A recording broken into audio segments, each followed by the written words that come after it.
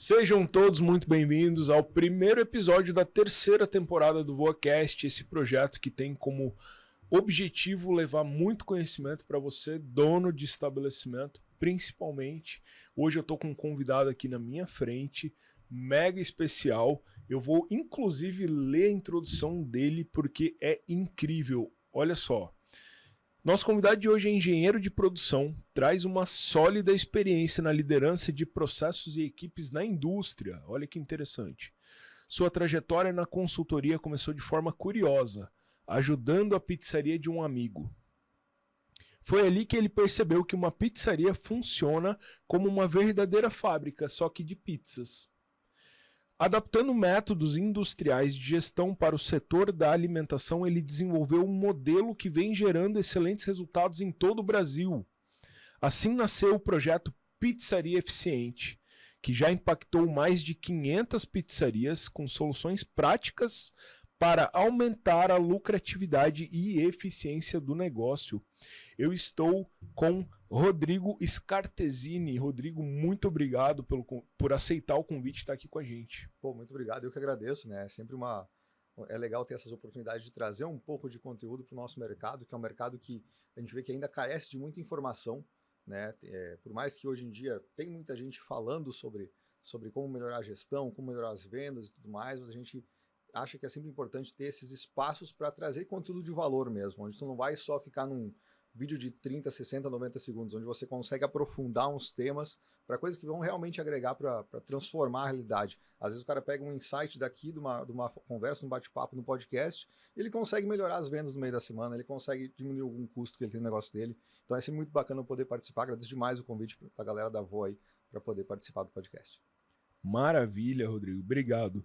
A gente vai passar, galera, por perguntas como como vender mais em horários de baixa demanda, engenharia de cardápio, a gente vai falar como precificar, a gente vai falar muita coisa legal, muitos insights, então fica com a gente até o final. Esse projeto que roda no Spotify e no YouTube também, só procurar por VoaCast. Vamos lá então, Rodrigo, me fala um pouquinho, para quem não te conhece, quais empresas tu já passou da época da engenharia de produção? Cara, vamos lá. É curioso isso porque, diferente da maioria do pessoal que faz esse trabalho que eu faço hoje, né, eu não me criei dentro de uma cozinha, né? Por mais que eu já tenha tido um delivery, já tenha tido uma operação de alimentação, eu me criei dentro de fábrica, dentro de indústria, né? Eu já trabalhei na Ambev, na Steel, na Votorantim, sempre focado em melhorar processos produtivos, que é o que o engenheiro de produção faz, né? Você tem lá um processo que gasta X reais, gasta tanto tempo para entregar tanto. A ideia é você gastar menos, fazer em menos tempo e entregar melhor, né? Com mais qualidade e menos prazo.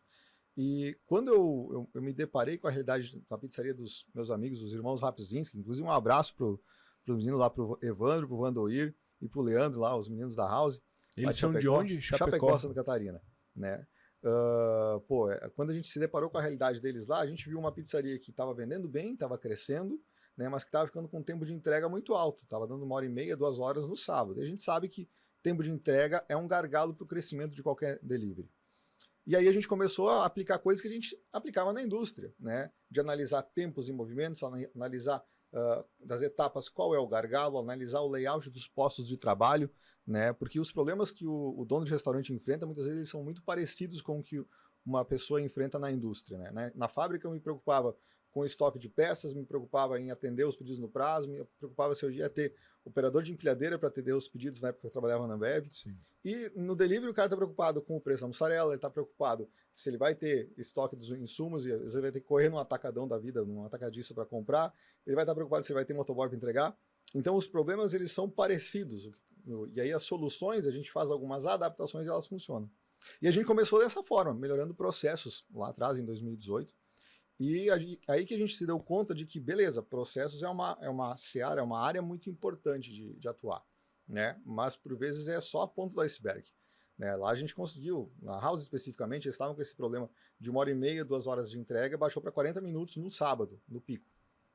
E aí a gente viu que, beleza, reduzimos o prazo de entrega, mas a gente tinha canais de venda que a gente não atendia, a gente tinha os custos que não se tinha uma visão, e aí a gente começou com um trabalho de montar a ficha técnica, fazer uma precificação com estratégia, pensando em engenharia de cardápio. A gente começou a atender num cardápio digital próprio, começou a atender no iFood, enfim. E aí que foi Isso foi crescendo. quando? Foi entre 2018 e 2019.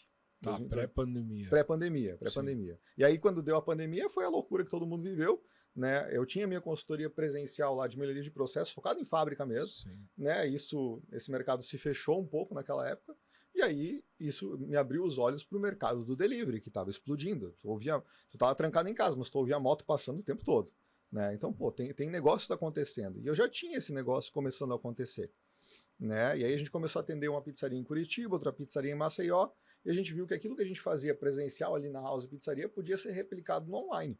E aí que surgiu toda a ideia do Pizzaria Eficiente, né? Que é um programa de mentoria que a gente lançou a primeira turma em 2021, né? Inclusive com um dos primeiros alunos cliente da Voa, aqui de São José, o pessoal legal. da Russo Pizza. Inclusive, abraço pro Adrian da Russo Pizza. Claro, Adrian. Maravilhosa a pizza deles, cara, meu Deus do céu. E, pô, de lá para cá a gente já tem aí mais de 500 alunos da mentoria em grupo, que é um dos produtos que a gente tem, né? Tem outros, mas a mentoria em grupo do Pizzaria Eficiente tem. Sim. Agora, lá em Lages, tu comentou, né? Chapecó. 2018. Isso. Tinha marketplaces na cidade ou não? Tinha. Mas a pizzaria vendia pelo marketplace? Não vendia, eles vendiam só pelo telefone e pelo WhatsApp. Tá. Né? Ainda não estava no iFood, lá tinha o Amo Ofertas, que era super forte na época. Não sei como é que tá hoje, mas tinha alguns marketplaces rodando naquela época. Tá. Né? iFood não? Tinha iFood, mas eles não estavam lá. Não estavam. Só que o iFood não era essa loucura que é hoje também. Tá né? bom. Não tinha esse volume todo de pedidos, essa presença tão grande que eles têm hoje. E aí eu ligava para a pizzaria e pedia pizza por telefone. Isso, pedia pizza por telefone. Funcionava assim, né? E aí uma das coisas que a gente implantou e que a gente viu que traz muito resultado para uma pizzaria é a estrutura do cardápio. Né? Você tem um cardápio lá com várias opções. E o cardápio no delivery, ele é uma ferramenta que influencia muito a decisão de compra do cliente. Sim. Né? Só que influenciar esse processo de decisão de compra do cliente, você pode fazer isso para você conseguir ter uma margem de lucro mais interessante. Né? Sim. Porque se você tem uma pizza que te custa R$20 e outra que te custa R$35 e você vende as duas por 50, uma te dá 30 de margem e outra te dá 15. Qual que é melhor de vender? Aquela que tem uma margem melhor. Só que se no teu cardápio tu coloca em destaque aquela pizza que dá uma margem melhor, naturalmente você está influenciando o processo de escolha do cliente para comprar mais essa pizza. Né? Então, trabalhar em engenharia de cardápio é uma coisa que ajuda demais para o resultado acontecer. Sabe? Você consegue melhorar muito a sua margem vendendo melhor para quem já compra de você. Legal. Só que tem um pré-requisito fundamental na engenharia de cardápio que a maioria das pessoas que estão nesse ramo não faz, que é saber os seus custos. Né? Se você não tiver clareza de quanto custa cada pizza, você não sabe qual que custa 35 e qual que custa 20. Né? E aí você fica nessa de jogar no escuro, não saber... E eu faço muito essa analogia. O dono de delivery que não enxerga os seus custos, ele anda como se estivesse dirigindo um carro à noite no escuro, com o farol apagado e com um painel de instrumentos que não diz nada. Você está andando, você pode chegar no teu destino. Só que no meio do caminho tu pode atropelar alguém, tu pode ter uma pane seca, tu pode queimar um radar, sabe? Tu pode ter N problemas por não ter visão do que está acontecendo. A partir do momento que tu tem informações, que tu sabe o que está acontecendo no teu negócio, é como se você tivesse ali um mostrador que te diz, o teu combustível está em tanto, sabe? O farol vai te mostrar o que está acontecendo. Então, por isso que tem que ter esse cuidado com os números. E a precificação é base, ficha técnica é mais fundamental, mais básico. Né? E eu vejo que é uma coisa que muitas vezes a galera ainda tem dúvidas, tem dificuldade, reluta em fazer. Boa, eu tenho uma pergunta aqui que é: quais são as boas práticas que todo dono de pizzaria deveria ter que a maioria não tem? Então, posso dizer que saber calcular a ficha técnica seria uma das. Super importante, super importante. Eu digo sempre que ficha técnica é como se fosse a base para você ter uma gestão do negócio. Sem ficha técnica não existe gestão. Né? Sem saber quanto custa cada item que tu tem no cardápio, é algo muito arriscado, ainda mais no pós-pandemia, que a gente vive um cenário com uma oscilação de custos bem representativo. Né? A galera de pizzarias, por exemplo, em 2023, não sei se foi 23 ou 22, teve um ano que a mussarela bateu R$50 o quilo, tá uma loucura, sabe? E hoje está um pouco mais estabilizado na faixa dos R$30. Ainda bem diferente dos 20 que se pagava pré-pandemia. Sim. Né? Mas se você não tem essa clareza dos números, você fica totalmente refém do que está acontecendo no mercado. Por um lado, você fica refém dos fornecedores, que vão botar preços que daqui a pouco pode ficar muito fora da tua margem de lucro.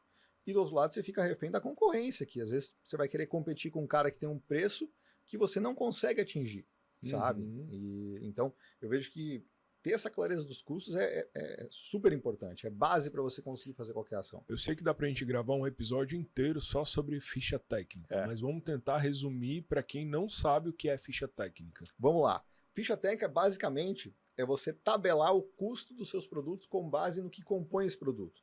Pegando uma pizza, por exemplo, né? Você vai ter lá na ficha técnica o custo da massa da pizza, o custo do molho, o custo da mussarela e o que for em cima. Se for uma pizza calabresa, vai ter além da massa, molho e mussarela, a calabresa e eventualmente uma cebola. Né? E mais a embalagem. Né? O delivery tem que considerar a embalagem porque isso é um custo que vai estar ali presente nos produtos. Certo. Né? Então cada pizza tem a sua ficha técnica. Exatamente, porque cada uma tem uma composição diferente de ingredientes. Né? E por isso que a ficha técnica é tabelar isso e transformar sempre em reais, saber em grana quanto que representa aquele produto que está sendo vendido. Boa. Maravilha. Então, se você não sabe o que é ficha técnica, agora você tem a base para você continuar os estudos. Maravilha. Você falou de engenharia de cardápio. Você falou para a gente trabalhar o destaque. O que você traz para o destaque? A pizza mais vendida ou a mais procurada ou a que tem melhor margem? E por quê? Vamos lá. Não é nenhum nem outro. Né? Na verdade, quando a gente fala de engenharia de cardápio, a gente divide os itens do cardápio em 4 quadrantes, né? Em relação sempre a volume de vendas na vertical e margem de lucro na horizontal. Né? Você vai dividir em 4 tipos. Né? Aqueles sabores de pizza aqueles produtos que vendem pouco, mas têm uma margem ruim, são os que a gente chama de abacaxis. Né? Pô, vende pouco e quando vende não deixa muita grana no caixa. Produtos que vendem bastante, mas que não têm uma margem muito representativa, são os burros de carga. Eles vendem, eles ajudam a pagar custo, mas não deixam muita margem para você botar um lucro no bolso. Né? Do lado direito, a gente tem os que são lucrativos. A gente tem os que têm uma margem boa, mas que não tem muito volume, que são os quebra-cabeças. E a gente tem os estrela, que vendem bastante e têm uma boa margem. Né?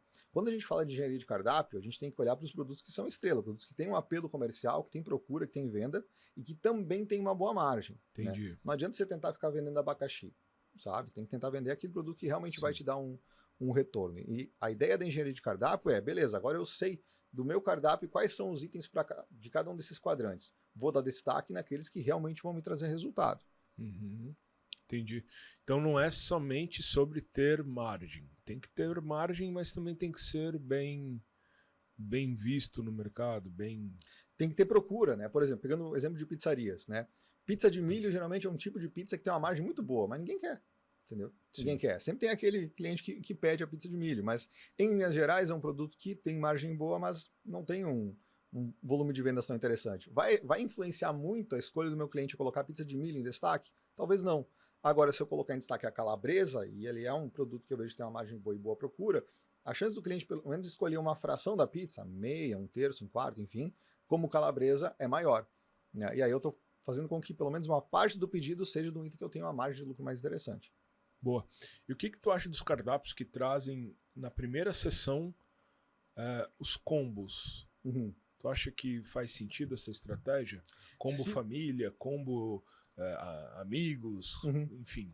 Cara, o combo ele é muito interessante porque a gente está no Brasil e no Brasil existe a lei de Gerson. Né? O combo ele serve muito para aquele cliente que busca uma vantagem, um benefício, uma promoção. Só que se você precificar bem o combo, você vai estar ganhando um pouco mais nessa venda. Qual que é o segredo do combo? Se no combo pegar um combo de pizza, uma pizza grande com borda, mais uma pizza broto doce, mais um refrigerante, combo clássico, combo perfeito. Né? Você mantém no combo o produto base intacto, você vai vender ele no preço cheio. Então a pizza grande salgada, você não dá R$1 de desconto. Mas se você pegar a borda recheada, pegar a broto doce, pegar a bebida, você vai olhar a margem que você tem nesses itens. E você vai pegar uma parte dessa margem para oferecer como benefício para o cliente. Ou seja, o cliente ele vai ter um benefício, vai ter uma vantagem, mas essa vantagem está em cima daquilo que ele está comprando a mais, além do produto base, além do produto padrão. Esse é o segredo do combo, por isso que ele tem que estar bem precificado. Né? Não dá para fazer um combo maluco de 20% de desconto. Cara, se não fez conta, vai dar problema. Agora, se no combo você viu que você tem lá de margem na borda, tem R$5 de margem na borda, tem mais R$5 de margem no refri, tem mais R$20 de margem na broto doce, pô, 20 mais 5, 25, 30, né? Se desses R$ 30 eu coloquei 15 de desconto, já é uma bela vantagem. E o cliente acaba, aquele cliente que busca uma vantagem, que busca uma promoção, ele vai acabar clicando ali. E uma coisa importante, tem mão de vaca em todas as classes sociais. Então, combo funciona bem para pizzaria de alto padrão, como para pizzaria mais com preços mais acessíveis. O importante é você ter isso para aquele cliente que está buscando um benefício, está buscando uma vantagem. Interessante, interessante. E, aliás, abrindo um parênteses, eu já comprei pizza em uma pizzaria que o nome do combo, e aí eu arrisco a dizer que já passou por vocês, é combo perfeito. Sim. É isso mesmo? Não, na verdade isso é bem do mercado daqui da Grande Floripa. Tem muitas pizzarias que tem esse combo perfeito aqui. Não foi uma invenção minha essa. Não foi uma Quando invenção você falou minha. combo perfeito, olha só. Não, mas eu não sei quem que inventou esse nome, mas ele está muito bem difundido já por aqui. E aí, se a pessoa vê combo perfeito, ela já sabe. Não, é uma grande, mais uma broto, mais um perfeito. Ela já sabe que tem esse pacote aí. Né? Porque eu acho que vem de ter a questão de já ter o salgado, já ter o docinho, já ter o que beber. Né? Por isso que eu acho que chama de perfeito. Boa.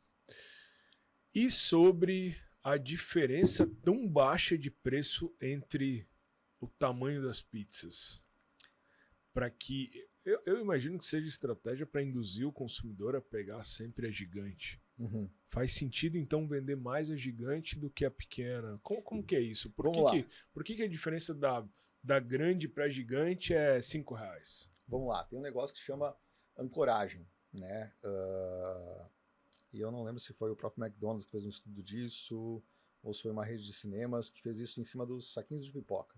Né? Eles tinham lá os 3 tamanhos de saquinhos de pipoca, pequena, média, grande. A diferença de preço entre elas era muito proporcional. Né? E aí vendia de uma forma proporcional também os 3 tamanhos. O que eles fizeram? Eles aproximaram o preço da média da grande. Ficou tipo R$1, R$2 de diferença. O que aconteceu? Aumentou muito a venda da grande, onde eles tinham uma margem mais interessante. Se alguém comprasse a média, tudo bem, estava com uma margem maravilhosa. Mas o objetivo era fazer aquele cara que ia pedir a média comprar um pouquinho mais. Né? Eu vejo que, quando a gente fala de delivery, a lógica ela pode se aplicar da mesma forma, desde que tenha a ficha técnica feita e que vale a pena realmente fazer essa conta. Porque em termos de mão de obra, fazer uma pizza grande, fazer uma pizza gigante, o trabalho é muito parecido. Sim. Entendeu? O tempo de forno é parecido, é tudo muito parecido. Então vale mais a pena, na maioria das vezes, tu vender a gigante. Né? Mas tem que sempre, de novo, tudo parte da ficha técnica, de olhar esses custos. Né? Se daqui a pouco o camarada ele faz uma pizza bem carregada na cobertura e só de catupiry vai aumentar R$15, pô, aí pode não ficar legal. Que interessante. Eu nunca parei para pensar dessa forma. Nossa, realmente. Tu tens um profissional que por... Quanto tempo leva fazer uma pizza? Preparar ela? 4 minutos, 3 minutos, depende. Que por 4 minutos tá preparando uma pizza grande ou gigante ou pequena.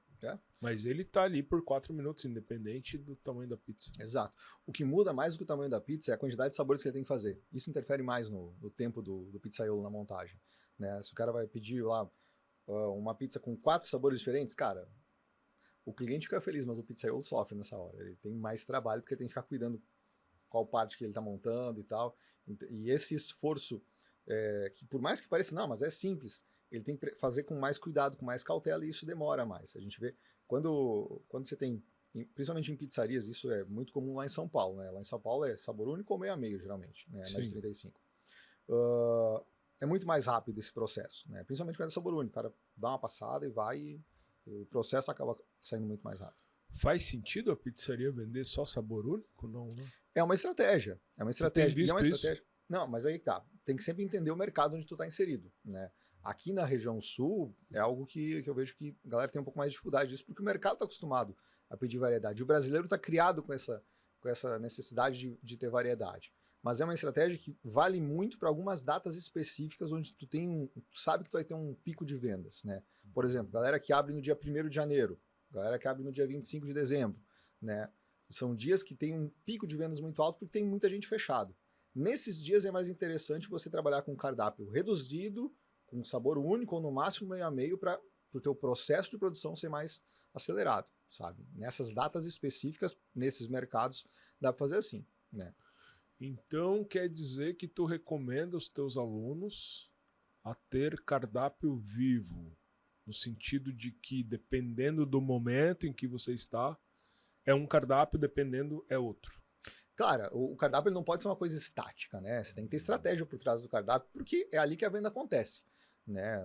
A gente fala muito de vendas no delivery e tal, e tráfego pago. O tráfego não vende, o que vende é o cardápio, né? O tráfego vai trazer o cliente para esse canal de vendas, que é onde a venda vai acontecer. E o cardápio, a gente tem que entender que ele tem que ser sempre ajustado, adaptado. E uma coisa que, inclusive, ajuda na conversão do cardápio é fazer o que a gente chama de rotação de cardápio. Por quê? O padrão de consumo das pessoas é diferente no meio da semana e no fim de semana. Né? No meio de semana as pessoas querem comer uma coisinha diferente, mas não querem gastar. Então, no meio da semana, o que a gente vê que ajuda na conversão?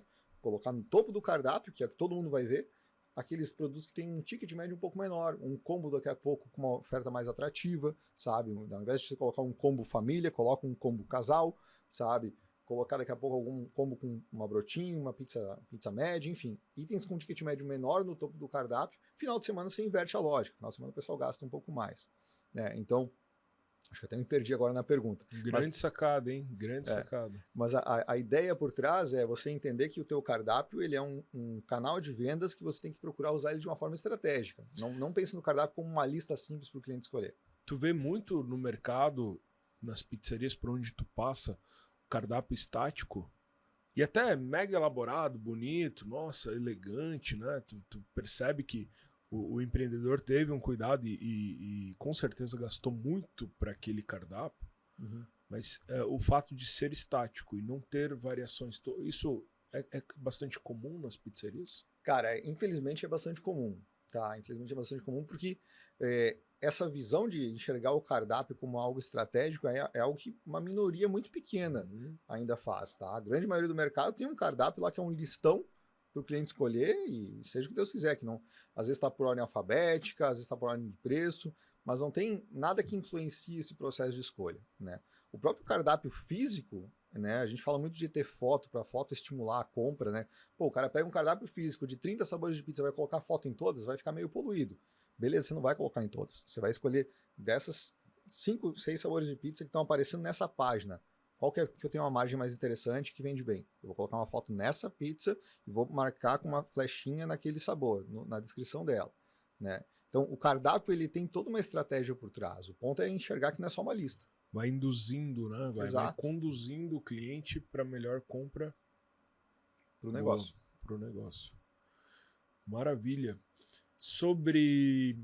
Vamos continuar em cardápios. Sobre a forma como o empreendedor descreve a pizza, o nome da pizza, se é caixa alta, se não é, se é um nome fácil de entender, se não é. O que tu vê de boa prática? O que os donos de pizzaria estão errando muito ainda relacionado a isso? Vamos lá, cara. Quando a gente fala de descrição de cardápio, tem muita coisa acontecendo nesse momento, né? Porque a gente vive agora a revolução das IAs, né? Então, tem muita gente pegando e escrevendo lá, como é que eu deixo a minha pizza de calabresa mais apetitosa no meu cardápio? Aí sai com uma descrição aqui de 500 caracteres, fica uma enciclopédia que ninguém lê. Tem que ter cuidado com isso, né? Tem que ter cuidado com isso, tem que usar com inteligência, né? Especificamente a descrição, a gente tem que procurar usar alguns atributos, alguns adjetivos para tornar aquele item mais atraente, mais apetitoso. Mas você não vai colocar elogio em todos os ingredientes que você usa. Você escolhe 1, 2 ou 3, né? Por exemplo, se você é uma pizza calabresa, se você faz uma massa, ela é artesanal, coloca que é uma massa artesanal, se ela é de longa fermentação, coloca ela na fermentação. E aí pensa, beleza, o que eu tenho de especial nesse item? Eu tenho daqui a pouco que ela é uma calabresa artesanal também, sabe? Eu coloco uma cebola que é salteada, não sei o quê. Você identifica alguns atributos que podem ser interessantes para aquele item, tá? Isso é super importante para tornar esse item mais interessante. Só não abusa e não vai ser no chat GPT que pode dar problema. Outra coisa que é importante é os nomes dos sabores, né? A gente tem que entender que itens diferentes no cardápio têm uma estratégia diferente no cardápio. O cliente que vai conhecer a pizzaria, que ainda não é cliente frequente, esse cliente, ele tende a ir naqueles itens mais tradicionais, que ele já sabe o que esperar. Então ele vai numa calabresa, num frango catupiry, numa marguerita, enfim. Esses itens não é legal ficar inventando muita moda, para justamente não ser um empecilho, né? Não ter a barreira do desconhecido ali para o cliente, né? Porém, todavia, entretanto, é importante ter algumas coisas autorais também no cardápio, né? Então, outros sabores, você pode dar um toque da casa. A moda do chefe. Você pode ter a moda do chefe, só que é fundamental ter a descrição da moda do chefe, que vai saber qual é que é a moda desse chefe. Né? Tem moda do chefe e tudo quanto é canto. Mas o ponto é, sabores tradicionais precisam estar ali, né? Precisam estar com uma descrição bacana, com alguns atributos de qualidade. Pô, por que a minha frango tupiri é legal? Ah, não, o meu frango tupiri a gente tem um toque de lemon pepper. Pô, que legal. Inclusive a gente tinha isso no nosso delivery, né? Então esses atributos de qualidade eles são importantes, né? E dá para ser autoral, só cuida para não errar a mão. Itens tradicionais servem para trazer o cliente para a primeira compra, então não mexe neles. O que eu sinto que também pode ser um grande problema é o garçom quando vem e te oferece o sabor. Cara, é uma palavra que ele nem sabe pronunciar. Uhum. E não tem como dar certo isso. Sim. Porque ele não consegue pronunciar, o cliente não tem noção do que é, e obviamente o cliente vai ter que perguntar, cara, o que vai nessa pizza? Sim. E aí o garçom não sabe o que vai na pizza. Isso é outra coisa muito importante. A equipe de atendimento, a gente tem que chamar de equipe de vendas, né? Porque eles estão ali para atender, mas para vender também. Os melhores garçons são aqueles que são vendedores. Eles precisam conhecer o cardápio, sabe? Se tu quer que o cara sugira um sabor de pizza, se tu quer que ele ofereça determinado item do cardápio, pô, como é que ele vai fazer isso sem conhecer, sabe? Eu acho muito importante fazer uma rodada para essa galera experimentar o produto, sabe?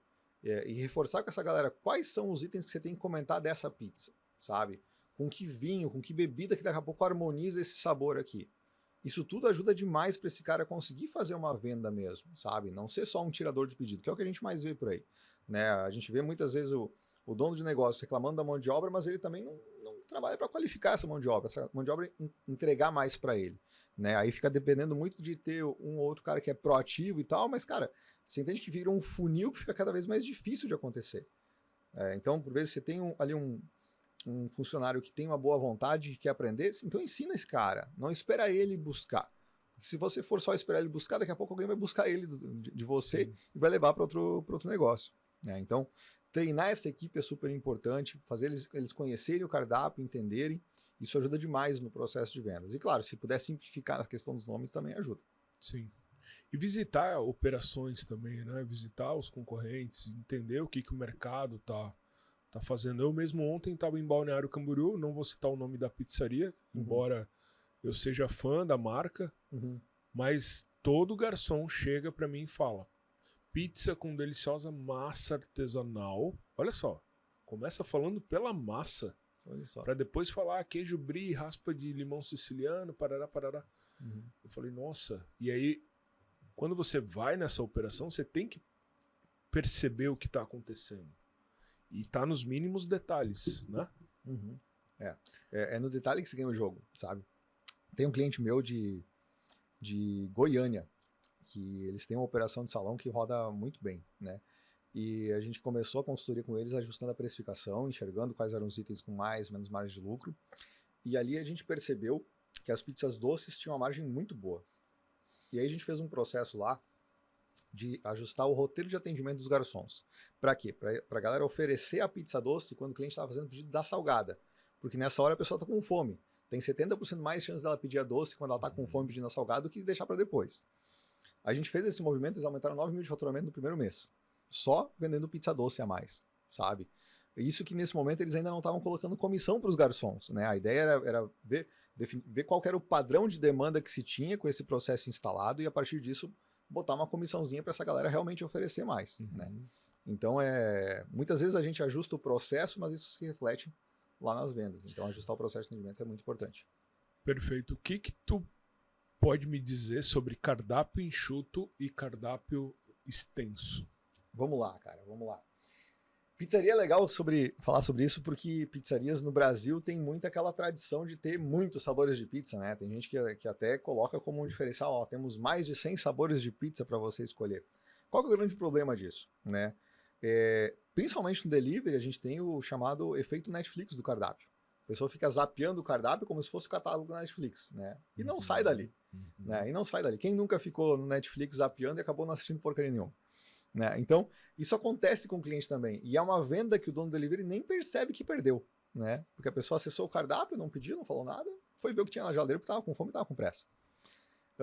Então, o efeito Netflix do cardápio eu vejo que é o pior fator de um cardápio extenso no delivery, sabe? Além disso, tem toda a questão da tua operação rodar legal, né? Pô, se uma pizzaria tem uma pizza calabresa 1, calabresa 2, calabresa 3, calabresa 4, já peguei até calabresa 5. A chance do pizzaiolo mandar uma calabresa 4 no lugar da 2 é muito grande. Ah, mas essa aqui tem azeitona, aquela tem catupiry. Entendeu? O cliente, ele pediu aquela, ele quer aquela.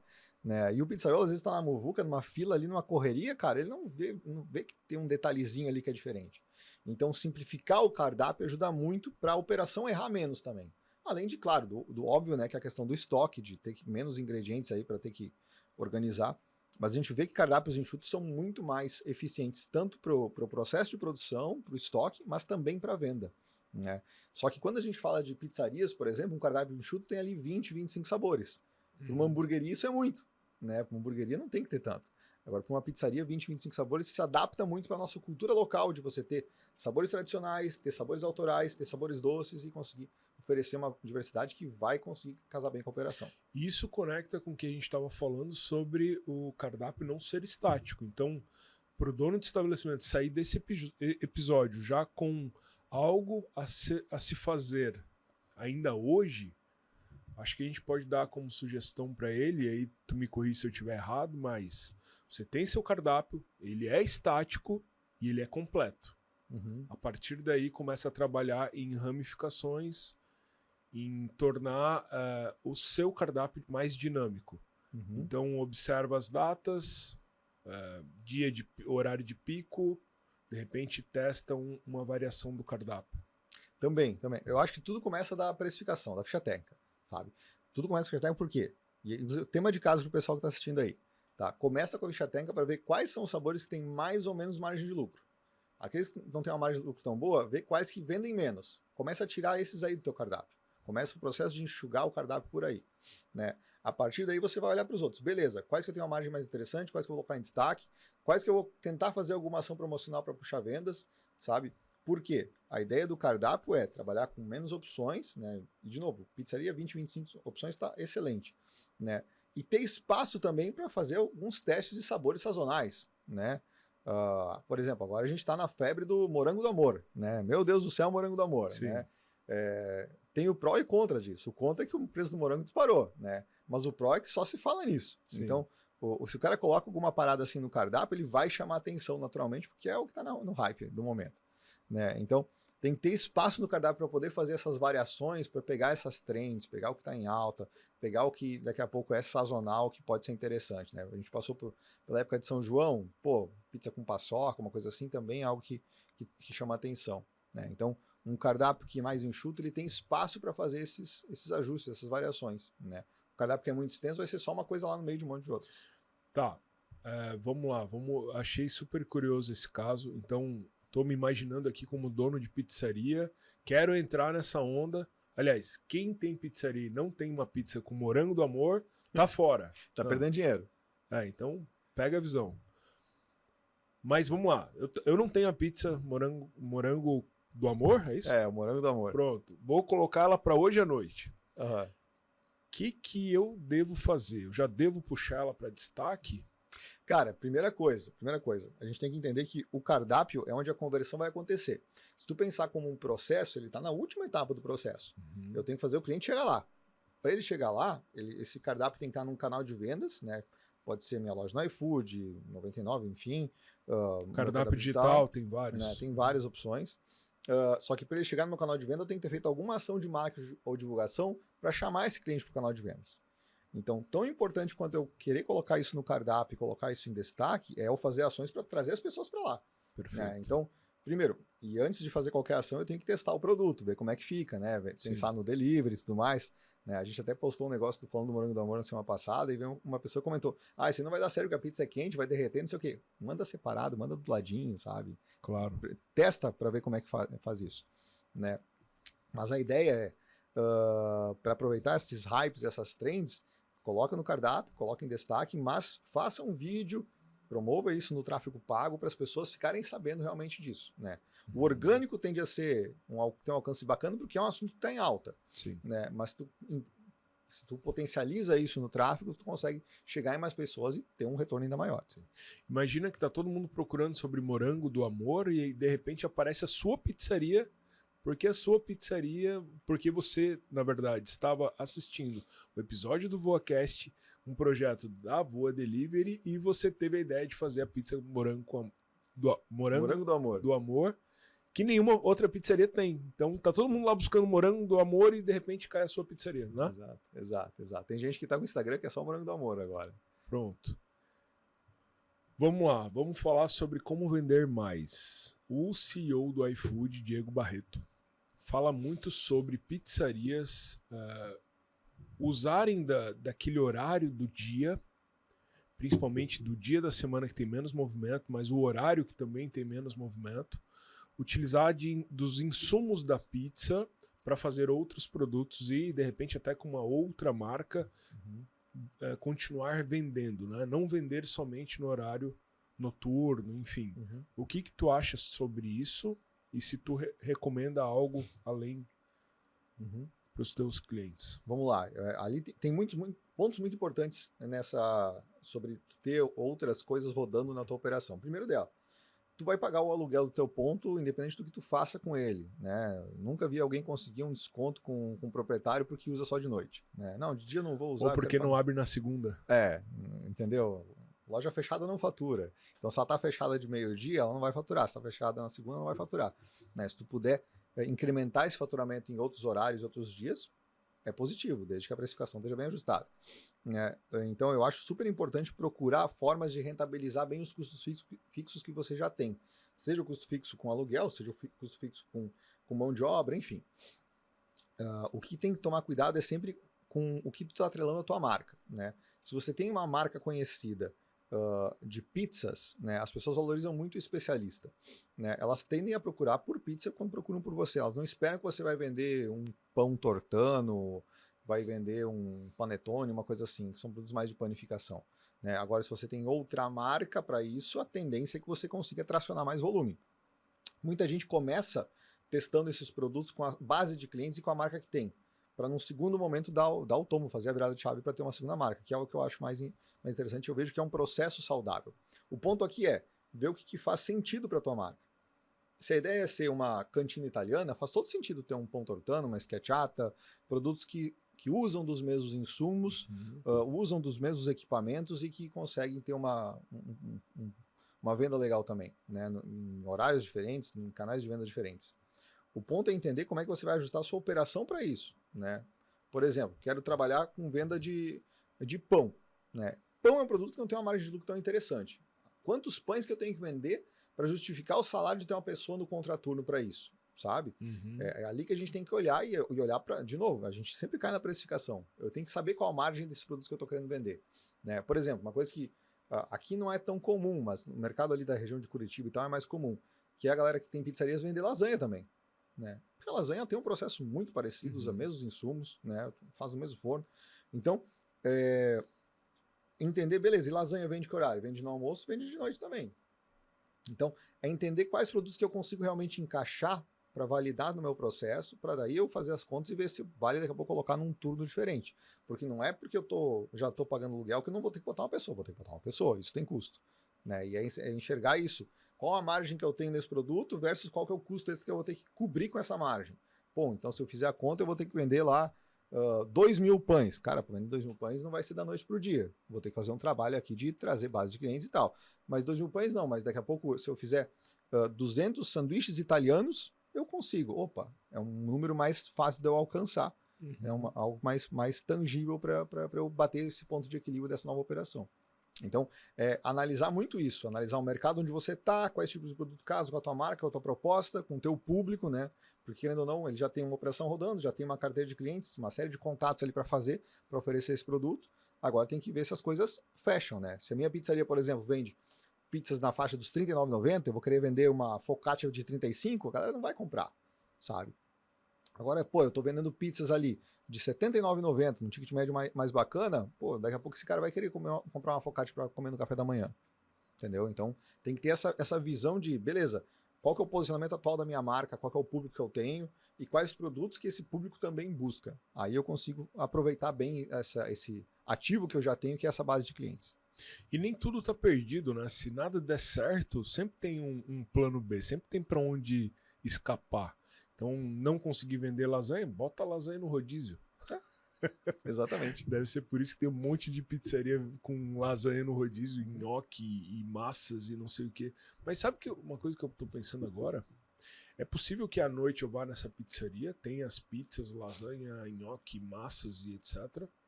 Mas que no horário do almoço eu também tô comprando delas porque eu tô comprando nhoque, ou uma massa, ou uma lasanha, mas é outra marca, eu nem tô sabendo que é a mesma. É muito possível. É muito possível. Olha só. Uma operação bem pensada, bem montada, roda dessa forma, entendeu? Para justamente conseguir aproveitar os dois pontos. Falando de rodízio, cara, uma coisa que é interessante de rodízio, né?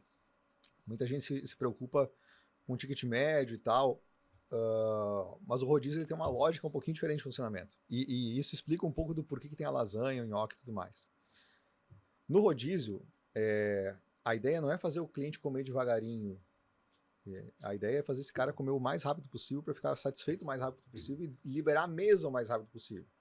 Né? Porque o rodízio o cara vai pagar um valor X para ocupar aquele espaço. Então, se você quiser rentabilizar mais o teu rodízio, você tem que liberar esse espaço mais rápido. Sim. Então, por isso que muitas vezes tem esses outros itens mais pesados para encher o buchinho rápido e já liberar a mesa. Por isso que o garçom me pede se tem algum pedido que eu queira fazer especial. Isso, porque daí tu já vai comer, entendeu? Ah, essa pizza é aquela que eu pedi. Não, então eu vou pegar até 2 fatias. É esse o segredo, entendeu? E o cliente fica muito mais feliz, porque, pô, é aquela que eu queria, ele já trouxe para mim, olha como eu sou bem atendido aqui. Né? Então, é um ganha-ganha no fim das contas. Sim. O cliente sai bem atendido, sai feliz, e ele libera a mesa mais rápido, porque ele ficou satisfeito mais rápido também. E como precifica? Cara, o rodízio ele tem uma lógica um pouquinho diferente, né? No rodízio, geralmente, a gente vai usar a mesma lógica que a gente usa para eventos quando você cobra por pessoa, né? Então, você tem que calcular qual que é o CMV por pessoa, qual que é o custo de insumos por pessoa. Né? E aí, de novo, é importante ter ficha técnica para saber quanto custa cada pizza que está indo para as mesas no rodízio, né? E o dono do negócio ele vai fazer vai mensurar, vai medir isso, né, por amostragem. Não tem como fazer isso 100% do tempo, né? Mas você vai pegar lá 3 dias que está rodando o rodízio, que tem um volume legal, e vai colocar lá na saída lá da cozinha para a galera marcar qual sabor de pizza que tá saindo, que está despachando. No final ele vai totalizar lá, ó, seu tantas calabresa, tantas marguerita, tantas frango catupiry, etc. Né? Se você tem as fichas técnicas, você consegue cruzar isso com o custo e consegue saber quanto que teve de custo de insumos. Boa. Então você vai ter um custo de insumos ali, CMV total daquele dia. Você vai cruzar isso com o número de pessoas que você atendeu naquele dia. E aí você vai ter o CMV por pessoa. Entendi. Né? Não é por pizza, é por pessoa, lógico. Mesma coisa o custo operacional, mesma coisa o custo variável. Né? Você olha por pessoa e aí você consegue ver se o teu preço por pessoa está cobrindo legal esse custo e está com uma margem de lucro interessante. Perfeito. Poxa, eu não sabia disso.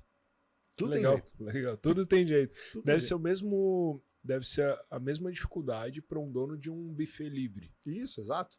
Você vai precificar por pessoa. Ou buffet aquilo. Uhum. A ideia é a mesma, né? O que muda é que tu não tem um grau de precisão tão grande quanto a ficha técnica da à la carte, porque tu vai ter variações ali, né? Vai ter o dia que vai o Rodrigo lá no rodízio, o Rodrigo gosta de uma pizzazinha e o Rodrigo come um pouquinho mais, né? Tô até tentando fazer dieta, mas, sim. Né? E vai dar um CMV por pessoa um pouco maior, mas você vai ter uma faixa de consumo Se médio. puder pegar mais dias, melhora a conta? Não, quanto maior a amostragem, mais precisa ela é. Entendi. Né? E aí a pizzaria tem que pesar o que é descartado. E aí uma pergunta curiosa, ou nunca nada é descartado? Vamos lá. Sobrou 3 fatias da calabresa, ela fica rodando até comerem. Cara, aí vai muito da estratégia da casa, sabe? O ideal é quanto menos desperdício, melhor.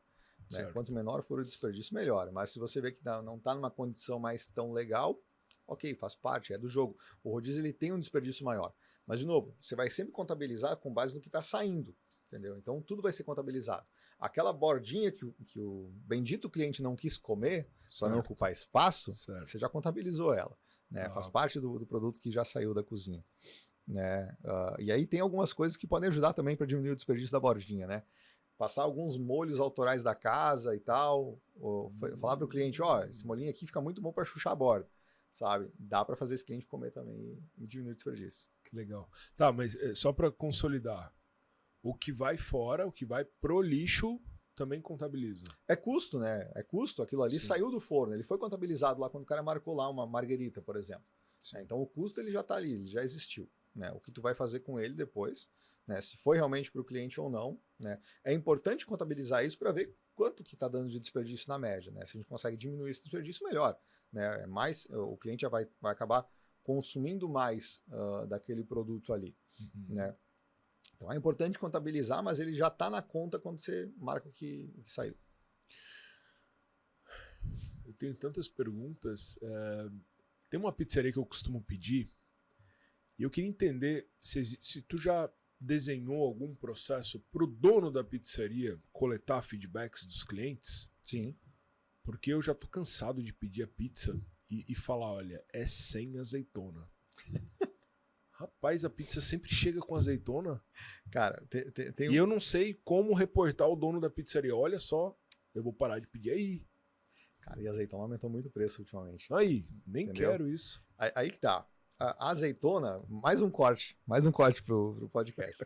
A azeitona aumentou muito o custo e por vezes você tá jogando fora esse negócio, sabe? A azeitona ela tem que funcionar igual o talher descartável. Você tem que ter lá no final do processo de escolha do cliente, deseja adicionar azeitona e ele não vai ter custo nenhum a mais por isso. Você vai ver que vai ter muito cliente que vai colocar não, e você não vai ter o custo dessa azeitona que eventualmente ia no lixo. Então a azeitona é uma coisa que, cara, muita gente joga fora, literalmente. Eu sou um que não faço a menor questão. Como, mas não como. Não brilha o olho, sabe? Só que um ponto muito importante é o dono do delivery precisa ouvir o cliente. Ele precisa saber pegar um feedback do cliente. Fazer o pós-venda é uma das coisas mais importantes, né? Lá dentro, inclusive, dos cursos, das mentorias, a gente fala muito sobre fazer essa coleta do pós-venda. E, cara, 3 perguntas básicas. Como estava o teu produto? Como estava o teu atendimento? E como é que estava a tua entrega? Sabe? Basicamente, isso você já vai ter muitos insights, muito feedback rico de quem mais importa, que é quem comprou de você. E aquela famosa do 0 ao 10, quais as chances de você recomendar e um campo aberto? Isso. Os meus alunos eles têm um Google Form simplesinho, simples de disparar com um link com 5 perguntas, entendeu? E pós-venda é uma coisa muito básica, e hoje em dia tem muitas ferramentas para fazer isso de uma forma automática, sabe? Então, precisa fazer. O dono de delivery que não está fazendo uma pesquisa rápida de satisfação, uma pesquisa rápida de feedback com os clientes, ele está perdendo muita informação valiosa. Legal. Quais estratégias tu recomenda para os donos de pizzarias para atração de clientes ou retenção de clientes que, por sua vez, têm filhos? Vamos lá. Galera que tem filhos, cara, tem umas necessidades um pouquinho diferentes, né? Uma coisa, para trazer o cliente para o salão, o espaço Kids hoje é ouro, sabe? É uma coisa que ajuda muito, mas aí tem que comunicar. Não dá para deixar esse espaço Kids escondidinho. E aí, cara, se tu vai investir no espaço Kids, faz legal, sabe? Coloca alguém lá para cuidar da galerinha e tal, né? Não deixa só um espaço lá com uma mesinha para a galera colorir, sabe? Bota um brinquedinho, um escorrega, uma piscina de bolinha, alguma coisinha assim para a galera realmente ter o que fazer ali enquanto os pais estão ali jantando. Quem tem salão, eu acho que tem que explorar muito disso, sabe? De quais facilidades tem para quem tem criança junto. No delivery, a gente tem que pensar muito em formas de chamar a atenção dessa galera. Primeiro, pense em ofertas que servem esse público, né? Dimensiona ofertas. E aí os combos eles são muito interessantes, né? Para você ter uma oferta que casa com o que esse público busca, né?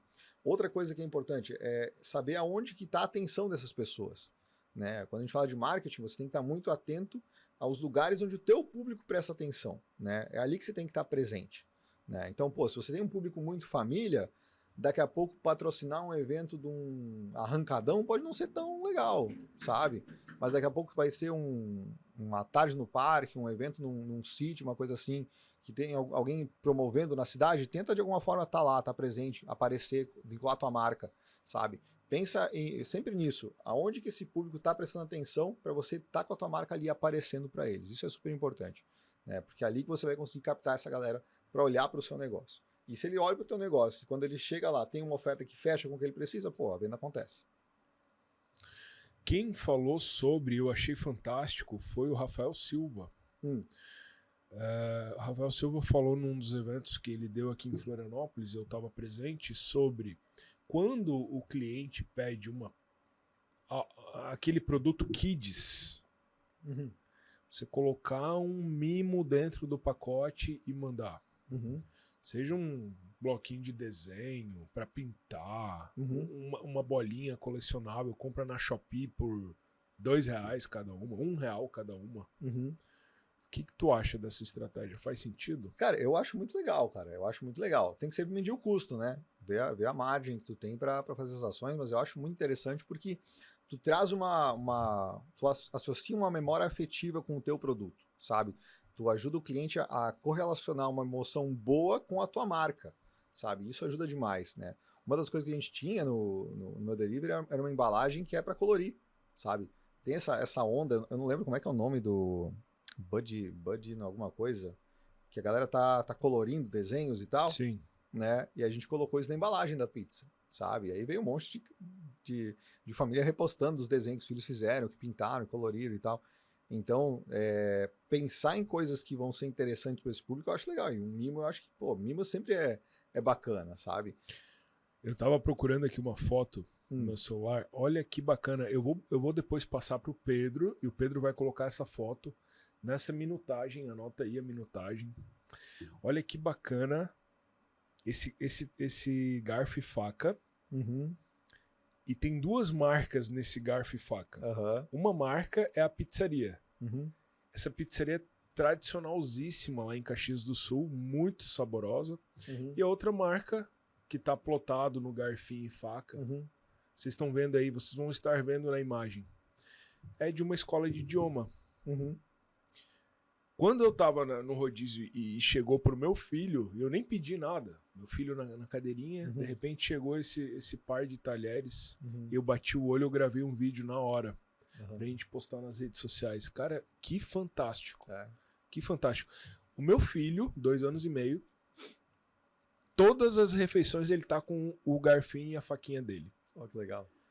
A gente mora em Palhoça, né? Não é Caxias do Sul, mas se fosse Caxias do Sul, todo santo dia eu estaria olhando aquelas duas marcas. E quando eu penso em estudar inglês ou quando eu penso em pizzaria, quem que eu vou lembrar? De quem tá ali. Né? Com certeza. E eu achei sensacional. O que tu achou? Não, eu acho muito legal. Todo tipo de ação que tu puder fazer para o cliente estar vendo tua marca com frequência é positiva, né? Tem o bom e velho imã de geladeira, né? Muita gente fazia aquele programa de fidelidade, que são várias fatiazinhas de pizza que são imãs de geladeira. Legal. Quando fecha o círculo, a pessoa troca, né? Ganha uma pizza. Esse é um dos mais clássicos, mais antigos e que ainda funciona. E o que mais novo tu tem visto no mercado, assim, de estratégias criativas como essa, por exemplo? Cara, lembra de alguma? Olha, agora de bate-pronto não me vem nenhuma na cabeça, mas eu tenho, por exemplo, lá em casa, tem um pratinho da Schaefer Pizza, que é um pratinho em forma de triângulo, né, que a gente usa pro meu moleque comer muitas vezes. Então eu lembro muito da pizzaria lá do Schaefer, inclusive um abraço lá pro Jaime, lá, um nosso lá de Araranguá. Esses brindes, essas coisas, eu vejo que elas funcionam muito, sabe? Elas funcionam muito. O ponto é fazer o cliente vincular uma experiência positiva com a tua marca, né? Se daqui a pouco tu não tivesse tido uma experiência legal lá, tu ia olhar para esse garfinho e ficar com raiva. Pô, a pizzaria é legal o brindezinho, mas pena que a pizza não era tão boa, pena que o serviço era ruim, né? Então, tem que fazer o feijão com arroz bem feito. Fazer o básico bem feito. O básico bem feito. O cliente tem uma experiência boa. Se a partir disso tu consegue também vincular algo que vai fazer lembrar de ti depois, pô, aí você gabaritou, você fez bonito e o cliente isso vai se reverter em vendas no futuro. É uma venda que tu não consegue medir muito, né? Mas que impacta nessa lembrança de marca. Boa. O Rafael Silva comentou sobre esse item colecionável, porque daí o filho vai pedir para os pais, pai, às vezes a pizza nem é a melhor, mas pai, compra aquela, que eu tô colecionando aquela bolinha. Cara, qual é o pai e mãe que não vai comprar? Sim. Né? Que estratégia legal. Tu falou do teu cliente de Araranguá, é isso mesmo? Isso. Olha só, eu cresci em Araranguá. Olha só. E a Nath é de Araranguá. Olha lá. Conhece a Schaefer Pizzas? O Jaime o Jaime ele começou como um cliente, hoje é um irmão quase. Que legal. Gente fina demais, gosto muito dele. Vamos falar de velocidade. Tem uma pizzaria muito boa aqui da cidade que me entrega em 1h30, mas também tem uma pizzaria que não é a melhor, mas me entrega em 20 minutos cravado. O que tu recomenda, ou aonde os donos estão mais errando nesse sentido? A importância de entender as gerações, né? Os jovens aí até 25 anos, também conhecidos como geração Z, a importância de entendê-los e saber que as pessoas estão cada vez mais com menos tempo, querem tudo para o quanto antes, né? Cada vez mais com menos paciência. Então, eu sou o dono de pizzaria que não tô nem aí para essa molecada, porque o meu salão tá operando muito bem. E também não quero saber que essa molecada daqui 5 anos vai ser a maior parcela dos consumidores do mercado. E que só pedem delivery, não me interessa, meu salão tá operando muito bem. O que tu pode me dizer sobre tudo isso? Vamos lá, cara, a gente tem que entender que o mercado é dinâmico, ele não vai, no que funciona hoje não necessariamente vai funcionar amanhã, né? E o dono do delivery ele tem que entender que a recorrência ela é fundamental, é a recorrência que paga os boletos, né? Mas é a aquisição de clientes que vai fazer você conseguir continuar pagando boletos no futuro. Né? Então você precisa entender o que está interferindo na decisão de compra para você atrair novos clientes, seja para o salão, seja para o delivery. Né? Então a gente vive numa era da ansiedade, o maior problema que as pessoas têm enfrentado hoje é a ansiedade, e geração Z sofre muito disso, geração Y também, porque cara, é tanto BO para resolver que, meu Deus do céu. Então eu vejo que o cara que ainda tá nessa de deixar o delivery como um segundo plano, de entregar em 1h30 e tal, ele já tá perdendo dinheiro. Daqui a pouco ele não tá sofrendo tanto porque os boletos estão em dia, porque daqui a pouco o salão tá rodando bem. Mas, porém, todavia, entretanto, ali na frente ele pode ter dificuldade sim, tá? Pode ter dificuldade sim. E aí ele pode botar a culpa no mercado, no governo, nisso, naquilo. Cara, não, o problema não tá, na maioria das vezes, o problema não tá fora, ele tá dentro. Tá na maneira como você tá conduzindo as estratégias do negócio, sabe? Tempo de entrega é uma das variáveis mais importantes hoje. E beleza, se daqui a pouco, para o teu padrão de produto, você não conseguir entregar em 20 minutos, que geralmente é possível, tem que fazer alguns ajustes geralmente no processo, né? Mas digamos que se você não consegue entregar em 20, você entrega em 30, ok, você está no mercado. Agora, a partir do momento que você passa ali dos 40, 50, 60 minutos, você começa a ficar fora. Né? E aí a gente tem que entender sobre canais de venda. O iFood, por exemplo, que é um canal de venda super importante, leva muito em consideração o tempo de entrega. Se o teu tempo de entrega ele tá mais alto, cara, você vai aparecer menos, sabe? E aparecer menos, você vai vender menos. Por que será, né? Por que será? O iFood ele ganha na venda, né? Ele quer que os restaurantes vendam. Agora, se ele sabe, ele tem muitos dados de consumo. O iFood ele mapeia tudo quanto é clique dentro do aplicativo, o tempo que a pessoa fica olhando cada tela e tudo mais. Então ele vê quais são os restaurantes que convertem mais e convertem menos. E restaurantes que têm tempo de entrega menor, geralmente convertem muito mais. Então, se você quer vender mais, você precisa entender o que o mercado está demandando. E hoje o mercado demanda muito tempo de entrega. Ah, Rodrigo, mas eu não consigo entregar em menos do que 1 hora. Tem algumas coisas que têm que ser ajustadas provavelmente no processo. E aí a gente volta para falar de gargalo. Tem que entender do teu processo qual etapa que é o gargalo. Né? A tua esteira, né? A tua esteira de produção. Exato. A gente tem etapas, e falando de uma pizzaria, né? Você tem lá um processo de abertura da massa, você tem o processo de montagem de pizza, tem o processo do forno, tem o processo da finalização. Cada etapa tem o seu tempo, né? A gente fazia muito balanceamento de linha na época da fábrica. Mas a ideia por trás é você fazer um balanceamento de linha, para que esse processo ele ocorra de uma forma mais harmônica possível. Sim. Você tem que identificar quais são as filas que você tem no processo. Fila de pedidos antes da abertura de massa, fila de massa aberta antes da montagem, fila de pizza montada antes do forno e assim por diante.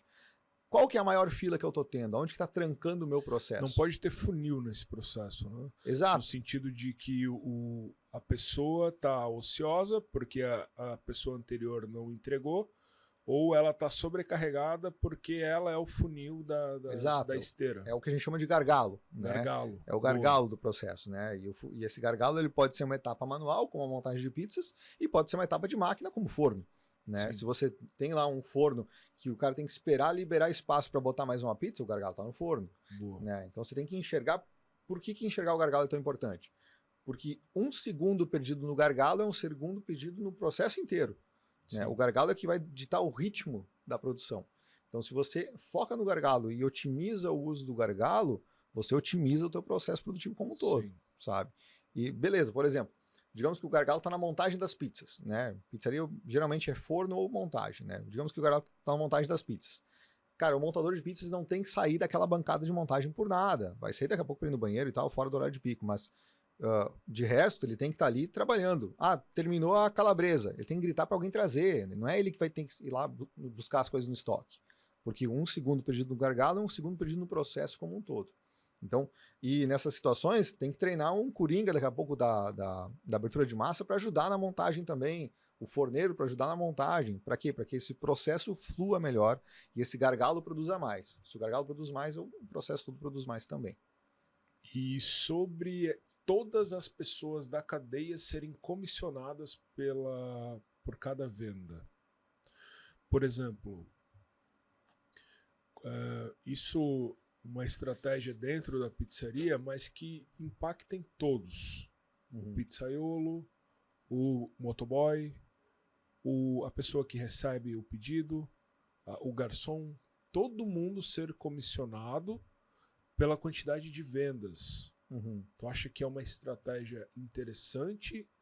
Como que tu aplicaria? Tu chega a recomendar isso para os teus clientes? Tu já viu isso funcionando na prática? O que tu pode me dizer sobre? Cara, remuneração variável eu acho que é algo super positivo de se fazer. Só que tem que ser feito com estratégia por trás também. Não é só vou dar 1% do que vender para toda a galera. Não é bem assim que a banda toca, né? Tem alguns agentes que têm mais influência em algumas etapas do processo. Tá. Por exemplo, a venda de pizza doce está muito mais na mão do garçom do que do pizzaiolo lá. O pizzaiolo ele vai produzir conforme que vier. Agora, o desperdício de insumos está muito mais na mão, na maioria das vezes, do pizzaiolo do que do garçom, tirando o desperdício do rodízio que já está pronto, né? Mas o desperdício lá de uma pizza queimada, um pedido que foi errado, está muito mais na galera interna ali da produção. Entendi. Sabe? Então, eu vejo que remuneração variável, ela traciona mais o resultado, que é o que o dono do negócio quer, ele ter mais resultado. Sim. Traciona mais resultado se você atrela ela a coisas que as pessoas realmente têm um poder de execução, sabe? O pizzaiolo, ele não tem muita ação sobre o que está dando de vendas, né? Tem muito indiretamente de daqui a pouco fazer mais rápido a pizza, ser mais cuidadoso, mas isso é muito indireto, sabe? Agora, queimar menos pizza, cara, isso está muito na mão dele, sabe? Seguir certinho o porcionamento dos insumos está muito na mão dele, entendeu? Acho que eu tô pegando a visão. Entendeu? Então, em contrapartida, em termos de vendas, de adicionais, de complementos, está muito na mão do garçom, está muito na mão do atendente ali no WhatsApp. Então tu faria ou tu recomenda algo do tipo, cara, pizzaiolo, vamos começar aqui a medir os desperdícios, as pizzas queimadas, etc. Em 7 dias foi isso aqui que a gente perdeu. Agora, quanto menos a gente perder, mais tu ganha. Tipo isso. Exato. Tu ter uma medição ali do quanto tá tendo de desperdício do insumo, né? E aí tu tem que pensar em indicadores que vão casar com isso, o desperdício, o CMV, enfim, tem várias formas de medir. O ponto é, a galera vai engajar muito mais numa variável que bate com o poder de ação deles. É ali que tu consegue realmente ter resultado no negócio. Garçom, a gente vende tanto de pizza doce. Se toda mesa que tu passar, tu oferecer a pizza doce e a gente aumentar as vendas, tu fatura mais. Exato. Essa é a lógica por trás. Na Ambev a gente tinha muito disso. Então não é só eu ir lá e dar 1% sobre as vendas. Não. Ali tu só vai aumentar o teu custo em 1%. Entendeu? Até pode funcionar num primeiro momento, mas vai ser muito fogo de palha para a equipe. Entendeu? Mas e nessa linha eu consigo aumentar a velocidade da minha entrega? Eu consigo sair de 1h30 para 20 minutos? Eu consigo engajar o time nessa causa da entrega rápida? Vamos lá. O ponto aqui a gente tem que entender que algumas coisas vão funcionar assim, outras não necessariamente. Porque isso aí você vai agir muito em cima de como as pessoas estão executando as coisas, né? Mas não adianta ter uma galera super motivada num processo que está todo bagunçado, num layout que está ruim, sabe? Então, se eu boto um programa de remuneração variável para a galera conseguir produzir mais, vai ter lá a avaliação do cliente sobre produto, sobre entrega, sobre atendimento e tal, vou fazer um painel de indicadores com isso vai ajudar. Mas se eu conseguir ajudar essa galera com mais método, com mais procedimento, com um layout mais bem montado... Organizando a esteira. Aí o negócio funciona melhor mesmo. Entendi. Né? Então, a gente tem que também procurar dar condições para a galera. Não é só fazer eles correrem mais, sabe? Tem que fazer eles correrem melhor também. Não é só a chicotada. No caso não é bem uma chicotada, né? Sim, é um ganha-ganha. sim. É um ganha-ganha. Boa. Cara, que interessante. O papo girou muito em cima de ficha técnica, processos, que é a tua área total. Então vamos lá, eu tô com uma pizzaria agora, tô com 30 minutos de entrega, quero baixar para 20. Tu é a pessoa que eu tenho que procurar. A gente ajuda. Tu vai até a minha pizzaria, olha o meu processo com olhar clínico, tu identifica gargalos, tu me traz sugestões de soluções? Isso, é assim que funciona. A gente sempre começa. Consultoria, eu brinco que consultoria funciona muito como médico, né? Primeiro você tem que fazer um diagnóstico, né? Para depois tu definir qual que é o tratamento que vai ser dado, quais vão ser os remédios que vão ser aplicados, enfim. Né? Então tudo começa entendendo quais são os principais pontos de melhoria necessários. Né? E aí a gente faz isso tanto no online como no presencial. O que vai mudar muitas vezes é em cima das necessidades que aquele cliente tem. Né? Para algumas necessidades eu acho que vale muito a pena fazer um presencial. Para outras a gente consegue resolver no online mesmo. Né? Então a gente sempre avalia caso a caso, mas funciona bem dessa forma. A gente analisa os problemas, identifica quais são as soluções necessárias e ajuda muitas vezes a implementar essas soluções. Que legal, que legal. Já passou por mais de 500 pizzarias? Isso. Alunos da mentoria em grupo, por exemplo, tem mais de 500. Se for juntar curso e tal, dá mais de 1000. Mais de 1000 alunos. Dá mais de 1000 alunos. Mas da mentoria em grupo, que são aqueles que a gente acompanha um pouco mais de perto, aí são 500 então, e poucos do Brasil inteiro. Tem um time de especialistas junto. Eu tenho uma galera no administrativo que me ajuda, né? Mas a consultoria em si, quem empresta por enquanto sou eu. Legal. E como que a galera te acha? Cara, pode me achar na rede social, né? Se tu procurar por Rodrigo Pizzaria Eficiente é mais fácil, porque Scartezinho e Rodrigo, as pessoas erram muito meu sobrenome. Então bota lá Rodrigo Pizzaria Eficiente, você vai me achar ali no Instagram. Pizzaria Eficiente é um projeto teu. Isso. Me fala um pouco Marca sobre. registrada, inclusive. Marca registrada. Me fala sobre. Como eu faço para tornar a minha pizzaria eficiente? Vamos lá, cara. O Pizzaria Eficiente ele é baseado em 4 pilares, tá? Marketing e vendas, controle financeiro, processos e pessoas. Peraí, marketing e vendas, porque precisa vender para o giro acontecer, né? Você tem que vender, mas você não pode vender a qualquer custo, então o controle financeiro é super importante. Perfeito. Né? Controlar despesas, ver ponto de equilíbrio, precificação. Processos, né, para você conseguir dar uma entrega de qualidade, né, conseguir manter padrão do que está entregando, né, e conseguir. O processo é um principal caminho para a gente conseguir reduzir o custo sem reduzir a qualidade do produto. E pessoas, porque são pessoas que executam os processos. Né? Então a gente trabalha em cima desses 4 pilares. É isso que norteia o Pizzaria Eficiente. Seja curso gravado, seja mentoria em grupo, seja mentoria individual, a gente sempre vai estar orbitando em cima desses 4 pilares e ajustando conforme a necessidade do cliente. Né? Tem cliente que precisa de mais ajuda no financeiro, a gente foca no financeiro, aquele que precisa de mais ajuda no marketing, a gente foca no marketing, enfim. Online ou presencial. Isso aí, é só chamar. Ou seja, tu consegue atender pizzarias de qualquer lugar do Brasil. Cara, eu tenho um cliente meu que está em Xinguara, interior do Pará. Pra você ter uma noção. Olha! E é cliente nosso desde 2021 esse.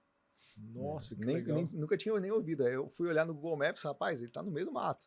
Né? Literalmente, tem muito mato ao redor da cidade lá, né? Mas tem a cidade lá de Xinguara. E como é que tu fez para provar o produto desse cliente? Esse eu não consegui provar o produto. Infelizmente não provei o produto. Mas ele melhorou muito o tempo de entrega dele e as vendas, graças a Deus. Legal. Rodrigo, muito obrigado pelo papo. Acho que a gente conseguiu gerar bastante conteúdo para a audiência. O que tu achou? Não, achei bacana demais. Eu achei legal. Eu aprendi muita coisa. Que bacana, que então, legal. Muito obrigado pela tua presença. Galera que chegou até aqui, muito obrigado também por estarem com a gente e darem toda a atenção para esse bate-papo que foi muito rico. Então, compartilhem com seus amigos também, donos de pizzaria principalmente. Então, Rodrigo Pizzaria Eficiente no Instagram. Melhor canal? Melhor canal. Chama a gente lá no Instagram que a gente conversa. Chama o Rodrigo e aproveita, galera. Um abraço. Até a próxima. Valeu, pessoal. Abraço. Até mais.